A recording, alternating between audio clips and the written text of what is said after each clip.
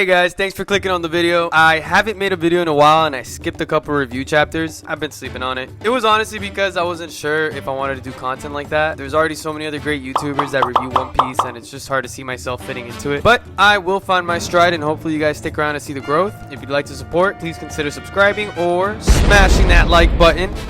And leave some comments. Let me know what you guys think. Now, without further ado, this is a review of One Piece chapter 1085 titled The Death of Nefertari Cobra. And it's a continuation of where we left off last chapter, which makes me happy to not be left dangling on another plot thread. Because, there's about 5 different plot lines going on in Egghead arc right now. In this week's cover story, we have Frankie encouraging baby turtles on their way to the sea. You can see him sobbing and sitting on a crab he probably just beat up to fend off from eating the sea turtles, because in real life, some crabs will actually grab the hatchlings on their way to the ocean and feast on them. So it's heartwarming to see Frankie caring about the turtles. Anyways, we start off with Cobra surrounded by the Gorosei as he watches Imu sit on the throne, and he cannot believe what he's witnessing. Imu starts to talk and they refer to themselves in the third person as Mu. Cobra recognizes the name, and we should remember this for later because apparently one of the first 20 that laid their swords in front of the throne to become Celestials was named Imu, which I'm sure we've all speculated on Imu being from the Void Century, but it seems that they're from the beginning of it all. And this could go a bunch of different ways.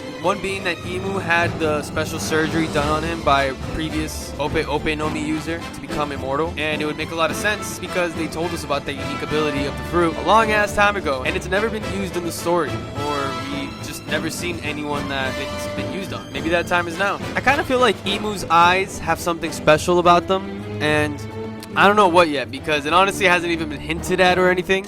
It's all just in my head, really. And I blame Naruto for that, if I'm being honest. But hear me out for a second.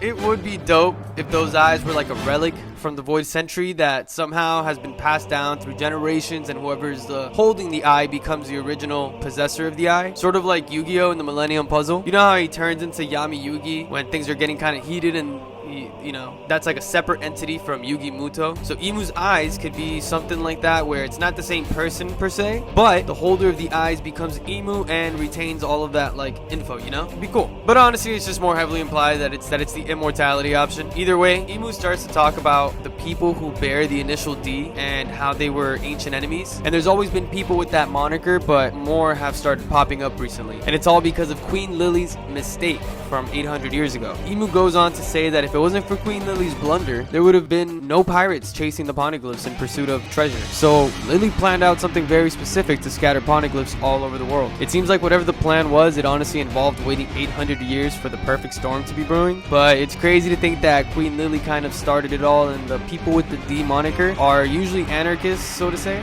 by instinct. Imu continues and says that the release of the poneglyphs was the worst thing that could have ever happened to them, and that one must wonder if it was a mistake or if it was planned out. And if it was a plan that took 800 years to come into fruition, that is nuts. What kind of technology or powers did these people have to have been able to foresee events that would take 800 years to culminate? It seems like there's just no coincidences in this world, and everything is happening as it should. We get a couple of panels of the Gorosei pulling out their weapons at Cobra, and Imu says that the truth will be in the letter that Queen Lili wrote. It seems like Cobra knows something too, because he left out Lili's full name out on purpose. Turns out her full name is Queen Nefertari D. Lili. Yep, we got another D on our hands, baby. Whoa. While Cobra is divulging this information to Imu, Sabo is in a corner listening in on everything. Once Imu hears the initial D, Cobra is just pierced with a black arrow that looks like it could be a tail. I don't know. It's silhouetted, so it's really hard to tell what's actually happening. And the panels that follow are also a little hard to tell, but Sabo jumps in to save Cobra.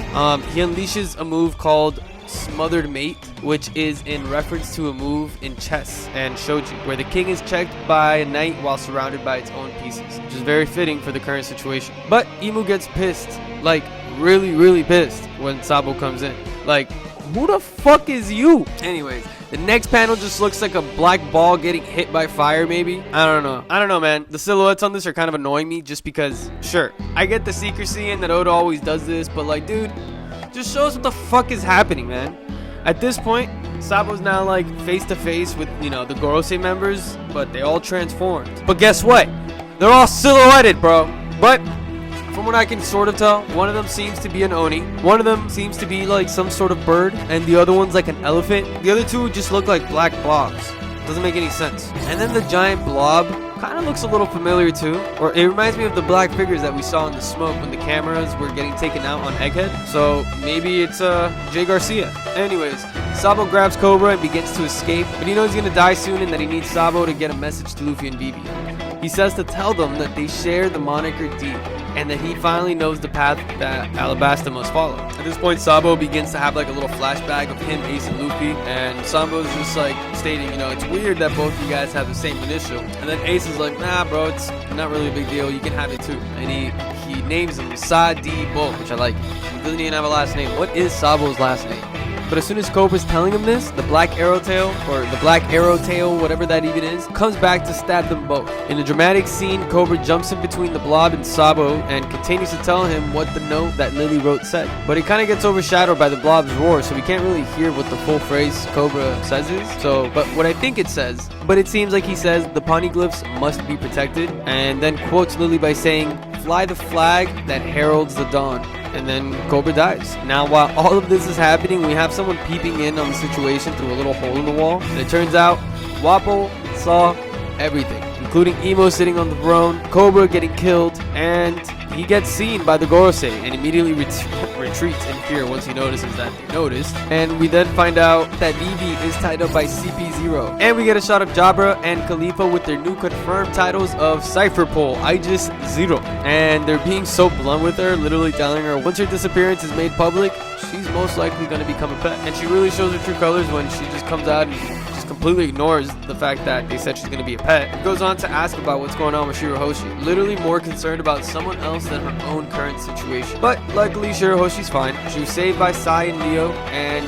they actually made themselves be known as members of the Straw Hat Grand Fleet. They celebrated their victory in front of everyone in true Straw Hat fashion. Big ass smiles on their face. And then apparently Fujitora allowed slaves to escape, which caused a fight between him and Green Bull. So Fujitora is still out here being an actual marine and caring about people. We love to see it, man. Now Vivi is trying to think of a way to get out of her situation now that she knows that everyone's okay, and that's when Wapol comes running through the wall. She uses the distraction as an opportunity to escape, and she hangs on to Wapol as he munches through all the walls as he to run away. And the chapter ends in a funny way with Wapol's wife seeing him running away with Vivi, and in her eyes they're running away together like romantically. So the chapter ends with the words eloping to start a life on the run. And we got no break next week, which I love. God damn. Every chapter we have been getting has been swift gold with so much new information that we've all been waiting years to see come to fruition. It's beautiful. So I think this will be concluding the Reverie side of things, which lets us know how Vivi ended up with Wapol. Although we still don't know how they end up with Big News Morgans, but I'm sure we'll find out soon. Anyways, thank you guys for listening, and leave a comment down below with your thoughts on the chapter or where you think this is going to be leading towards. What will the next chapter be about? Also, leave a like and subscribe if you like my content,